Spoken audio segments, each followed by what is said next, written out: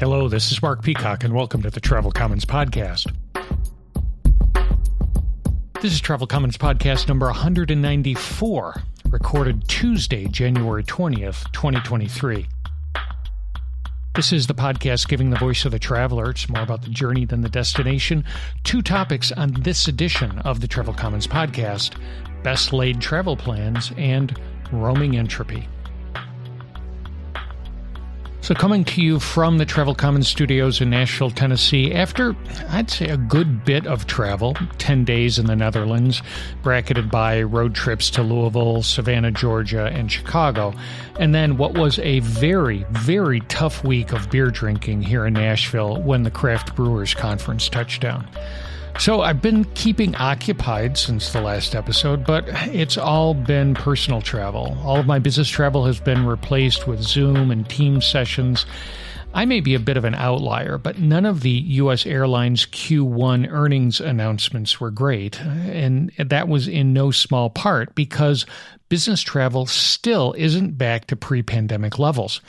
Delta said they're hoping it'll settle at maybe 75% of 2019 levels, while United's CEO said, "We believe demand is just structurally different than it was pre-pandemic, and we're still figuring out that new normal." So maybe not quite the Bill Gates over 50% of business travel will go away prediction, but with our 2-year crash course in virtual work, having the post-pandemic set point for business travel be, say 20 to 25% lower doesn't seem too far-fetched. And even with the non-business revenge travel boom filling seats, personal travel is a lot more price-sensitive, or elastic, as economists like to say, than business travel. My travel patterns are a testament to that, with higher airfares but a more flexible schedule, because, of course, I can Zoom from anywhere. It's been more road trips than plane flights. I've had some pretty drives, like through East Tennessee and Central Kentucky, but I got to tell you, some real grindouts, like I-75 pretty much from the Georgia line all the way through Atlanta, all the way down to Macon, Georgia. But driving does make packing easier without the constraints of a carry-on bag, which I have to say caught up with me on our Netherlands trip. I was out of practice. I was sloppy, forgetting to pack so much of what would be in my normal kit. Stuff like a collapsible umbrella, gloves, hat. So when the cold rain shifted to snow our first day in Amsterdam, and of course it had been in the 70s when we were packing and leaving Nashville, our standard throwaway line of, "If we've forgotten it, we'll just buy it," became very real. And I was very happy to find a couple of sporting goods stores a block down from our hotel. I tell you, I got to do some remedial packing training before my next flight.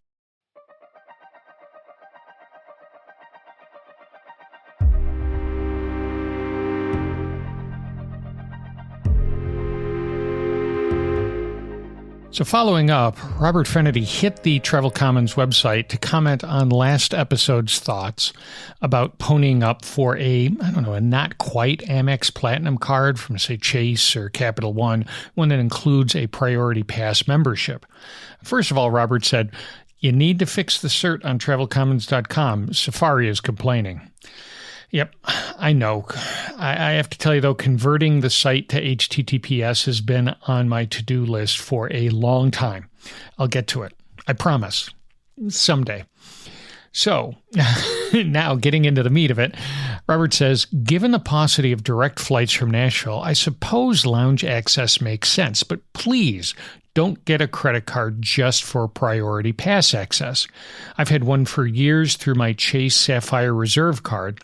With Priority Pass, you'll encounter capacity-controlled second-rate lounges where travelers on certain flights just stroll past you while you're added to a 45-minute wait list.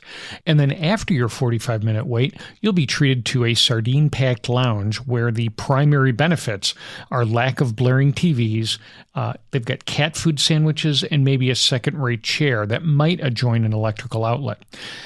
Every time I buy a bold $20 glass of Cabernet at a Vino Volo or sip a remarkable East Coast West Hazy at an airport bar with 20 taps, I think about how happy I am not to be begging for a second-rate drink at a second-rate lounge. Well, Robert, just don't hold back, man. I do agree, though, that Priority Pass members definitely seem to be on the bottom of the priority list. I have been on the other side of that 45-minute wait list, walking into a lounge in O'Hare's International Terminal, bypassing the queue of Priority Pass holders because I had an Air France business class ticket. I've also encountered the cat food sandwich phenomenon. I guess that's why Amex's Centurion lounges are so popular. Great food, nice local beers, top-shelf liquor, which explains why they are so crowded and now charging for each guest. Food and drink costs during connections, that's another thing I forgot to factor in when I moved to a non-hub city. Jim McDonough hit the Travel Commons Facebook page to pile onto my rant about the U.S.'s stop-start online passport renewal efforts. Jim writes, I have dual citizenship with the U.S. and Ireland, and getting an Irish passport was a bureaucratic nightmare and took a couple of years from beginning to end. I saw it was expiring at the end of 2022, went online to see how to renew it. Turns out there was a simple application to fill out online, got my wife to take a photo of me against a neutral background, uploaded it, paid by credit card, and had a new Irish passport in my mailbox 5 days later. It can be done, USA. Try harder. Jim's comment got me looking, and sure enough, I can renew my UK passport online too. And checking the US passport renewal page just before recording says the renewal online portal is still paused. We're coming up on the 4th month of that pause. Maybe the US State Department just needs to buy Ireland's or the UK's system rather than trying to build their own. One of the Travel Commons through lines over the past, 5-6 years has been the move to a cashless society and me being a bit of a knuckle dragger about it. It's a stuttering progress, tripping over small cash-only family-run restaurants in Chicago and here in Nashville, but then card-only places in Amsterdam. A long weekend in Croatia last fall before they switched to the euro had me hunting down ATMs because not only were there signs saying cash only, but also kuna only, the currency that would be defunct in a couple of months. The Netherlands, like I said, was all about the tap. Double-click on the iPhone, tap the little block, hear the ding. I hit an ATM for 200 euros, just honestly through force of habit. And after 10 days, came home with, 40 or 50 euros of it. But looking at my iPhone halfway through the trip, it looked like, honestly, I'd traded cash for apps. I tweeted a screenshot of my phone. I'd added 9 apps to my phone just for those 10 days. 4 were for different transit systems, 1 for Amsterdam, 1 for Rotterdam, 1 for the bus from Harlem down to the Tulip Gardens, and then 1 for the trains between all the different cities. There was Bolt, which is kind of the Uber taxi cab mashup in Europe, and then Donkey Republic, which was there to unlock rental bikes. I guess I could go cashless as long as my phone battery holds out. And then back in December, right after ChatGPT was unleashed on the world, I wrote a blog post comparing its holiday travel tips to mine. Now, I thought that the GPT recommendations were fine, but that mine were way more insightful. So now that Google and Microsoft have joined the AI chat game, I thought I'd ask all three, what's the Travel Commons podcast like? So first, ChatGPT's response. The Travel Commons podcast is a podcast that focuses on travel experiences and insights, hosted by travel enthusiast and former consultant Mark Peacock. The podcast covers a range of topics related to travel, from the latest news and trends to personal travel stories and tips. Listeners can expect to hear Peacock's own experiences and anecdotes about his travels, as well as interviews with other travel experts and enthusiasts. The podcast often covers topics related to technology and travel, such as the latest travel apps and gadgets, as well as discussions about travel safety and sustainable travel, and more. But not bad. I thought that's pretty good. So next up, Google's Bard. The Travel Commons podcast is a weekly podcast, I wish, for frequent travelers. The host, Matt Kepnes, shares his insights and advice on all things travel, from planning and booking trips to navigating airports and hotels. He also interviews experts in the travel industry, such as airline pilots, hoteliers, and travel writers. I don't know. Somehow Bard has transferred Travel Commons to Nomadic Matt. I don't know. I think I'm going to have to go check and make sure I still own the travelcommons.com domain name. And then finally, Microsoft's Bing Chat, which is powered by the most recent version of ChatGPT. I think that's GPT-4. Anyhow, Bing says Travel Commons is a podcast that focuses on the experience of travel. It's hosted by Mark Peacock, who is a frequent traveler himself. The podcast covers a wide range of topics related to travel, including tips for packing and planning, reviews of airlines and hotels, and discussions about the latest trends in travel. The podcast has been around since 2005 and has a loyal following of listeners who appreciate its honest and informative approach to travel. Wow, that one I like. I don't know. I think I may have to update the Travel Commons media guide with that. And hey, if you've got any travel stories, questions, comments, tips, rants, the voice of the traveler, send them along to comments, COMMENTS at travelcommons.com. You can send a Twitter message to mpeacock, post your thoughts on the Travel Commons Facebook page like Jim, or the Instagram account at Travel Commons. Or if you can fight through the Safari security warnings like Robert did, you can post your comments on the website at travelcommons.com.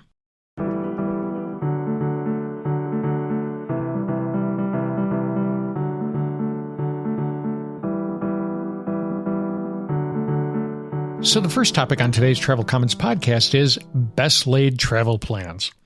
The first topic in the last episode was still overthinking travel planning, which I do because, well, I've spent a good bit of my waking life traveling.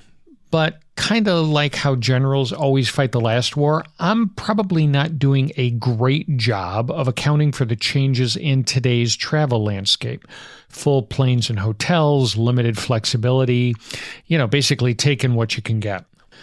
Living in Nashville, which is, as I mentioned before, a non-hub city, means more often than not, I have to plan for a connection, especially when choosing our flight home from Amsterdam in April, having to factor in the time needed to pass through customs, maybe having to transit from an international to a domestic terminal, having to clear TSA security again, all in addition to the usual having some cushion for a late flight. But when I looked across all the possible connections for our flight home from Amsterdam, the times were either snug, say less than 2 hours, or boringly long, 4 to 6 hours. So I decided to risk it, taking the snug layover through O'Hare. I figured, we knew the airport, so no time lost in trying to figure out the terminal connections. But most importantly, if we did get caught up somewhere and miss that connection, there was another flight to Nashville at 6 p.m., 4 hours later.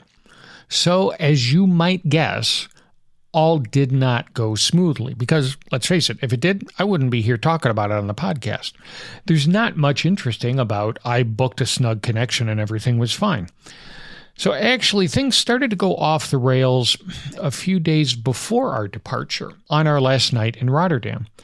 We stayed at the Hotel Pincoffs on the left bank, which I think was a great hotel, highly recommended if you go to Rotterdam. And by the way, I really liked Rotterdam, but I'll go into that at some other time.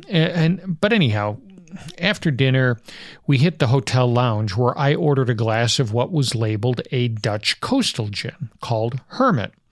So skipping the tonic, as I talked about in episode 192, so I could taste the botanicals and the salty water that they plugged on the label, I liked it. I liked it a lot, so much so that I ordered another glass, and then the next day spent 3 hours rummaging through Amsterdam liquor stores till I found a bottle to take home, which meant, of course, I was now checking my bag on my flight to O'Hare. 2 days later, our snug connection began to decay. The inbound United flight was late, which then dominoed out our departure time by 20 minutes. The captain said, don't worry. He said, I'll push the throttle. We'll make it up in the air. I have to tell you, I've heard that promise before. And sure enough, when we hit the gate in O'Hare, we were still 20 minutes late. Okay, Snugger, but still doable. The global entry kiosk was fast, almost too fast. O'Hare has the new facial biometric kiosks. I walked up, and before I'd actually figured out how to use it, it had already recognized my face and was telling me to move on. Slightly creepy, but that's a topic for another episode. So we find the luggage carousel just as the bags with the orange priority tags start popping out. I let myself feel a little bit optimistic. I'm watching for my gin-bearing bag, and I watch, and I watch, and I watch non-priority bags start to come out. Still I'm watching, but I'm feeling that optimism decay. Eventually the bags pop out. We work through the customs exit line, only to walk straight into an even longer line to recheck our bags for our Nashville flight. Only 2-3 people are working it. Honestly, I'm starting to feel like Stevie Ray Vaughan when he sings, "Tick-tock, people, time's ticking away." I tweet a picture of the line to United saying, I'd be pretty thrilled if I made my O'Hare to Nashville connection after my Amsterdam to O'Hare flight arrived late. No response. We finally get up to the bag checker. She scans the bag tag. I can see her screen flash red. Nope, she says, "You won't make your flight," and then turns to the next person in line. We just stand there for a moment and then start to drag our bags over to the line for the rebooking agent. But as I've said many times on this podcast, when anything goes wrong, any delay, work all the channels. So my usual Twitter play didn't seem to be working. I don't know, United's social media hub must have been short-staffed. So I dial up the Premier line and tell my entire tale of woe to the phone agent while still in line for the in-person agent. Now, getting up to the in-person agent, I tell her the same thing. United's delay caused me to miss my connection, so just book me on the 6 o'clock flight to Nashville. Seems easy enough, but not in today's travel world. The rebooking agent tells me there are no seats left to Nashville today on any carrier. This is unacceptable, I said. She goes palms up and turns to the next person in line. Wait a minute, I said. If you can't get me home tonight, United owes me overnight accommodations. She stopped, thought for a moment, then wrote down a number on a slip of paper. You need to call them. It was the same number that I'd called while in line. But importantly, through all that conversation with the in-person agent, I hadn't hung up on the phone agent. She was still there. She also says, "I'm sorry, but there are no seats to Nashville." But, she says, "I can get you to Memphis." Now, look, she's trying to help, but I don't think she realizes that Tennessee is a long state. Memphis is a 3-hour drive from Nashville at best. This is unacceptable, I said. She apologized again. 15 minutes into the call, she finally offers to transfer me to her supervisor. I tell the supervisor my story, probably with a little bit of frustration now creeping into my voice. "Can I put you on hold?" she asks. Sure, why not? In the meantime, Irene was checking Southwest's flights. Apparently, United agents can't see them.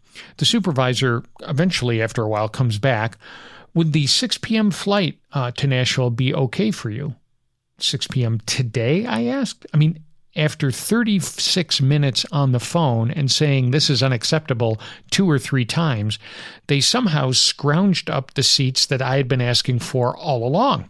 "Yeah, book it." So we hop on the air train to get from Terminal 5 over to Terminal 1, and we find a seat at Tortoise Frontiera, my favorite O'Hare restaurant, for a couple of unplanned margaritas.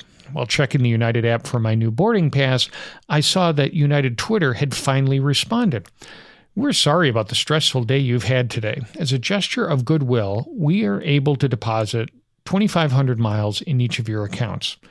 Well, using the 1.5 cents per mile conversion rate that I talked about in the last episode, that just about covered our Frontiera tab. I have to tell you, in today's travel world, that's probably the best outcome I could have hoped for.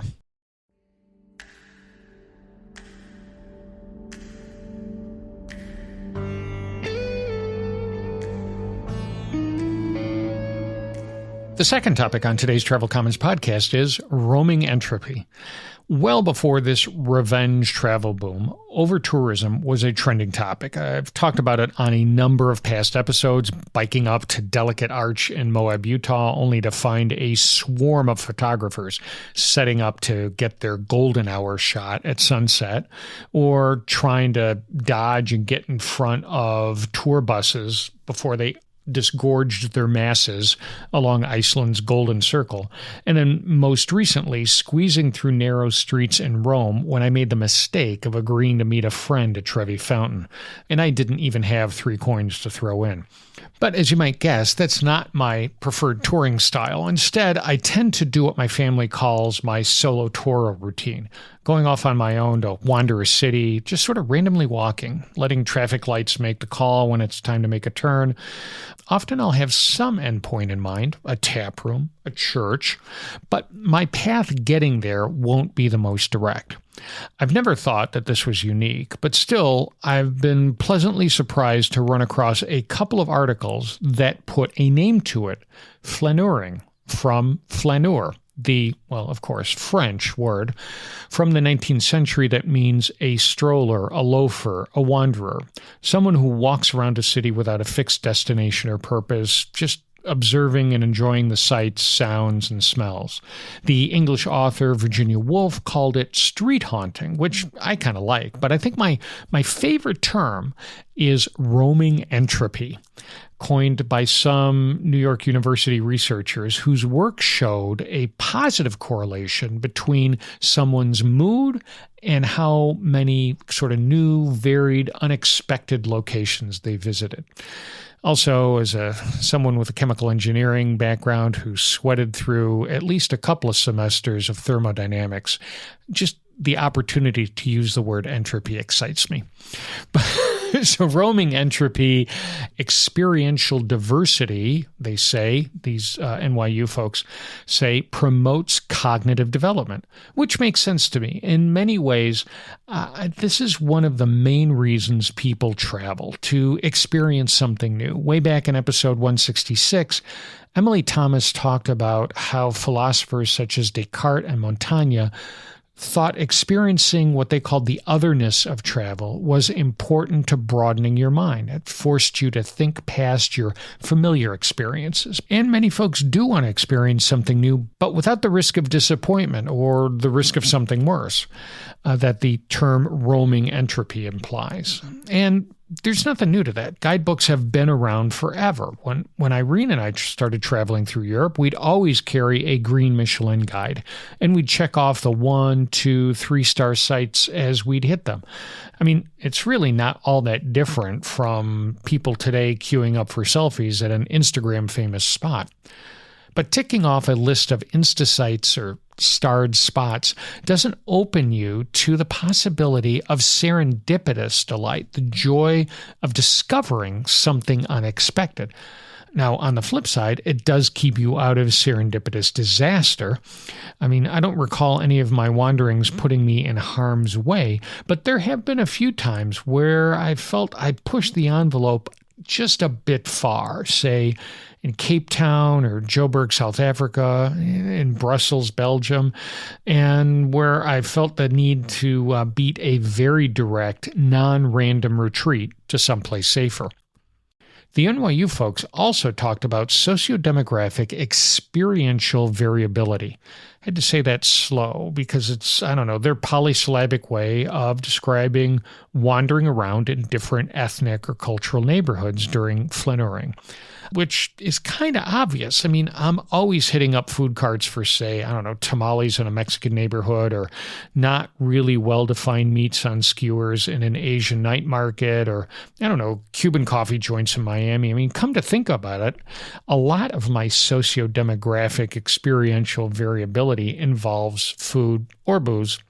Tap rooms. Though I have to say, in my defense, if you keep stopping to buy stuff, you then got to carry it around with you the rest of the day, and it weighs you down. Maybe it forces you to shorten your walk, and that's not what roaming entropy is about. I tell you got to be light on your feet to swerve the hordes and ride the random wave.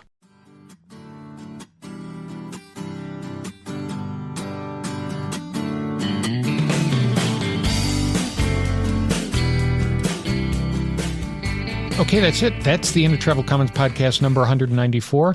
You can find us and listen to the current episodes on all the main podcast sites: Apple Podcasts, Spotify, Stitcher, SoundCloud, Google Podcasts, Amazon Music.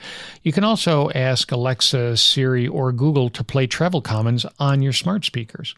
You can click on the link in the episode's description in your podcast app to get to the show notes page at travelcommons.com. There you'll get a transcript of the episode, and there's any links that either I've mentioned or that I forgot to mention, but are there in case you want to look something up.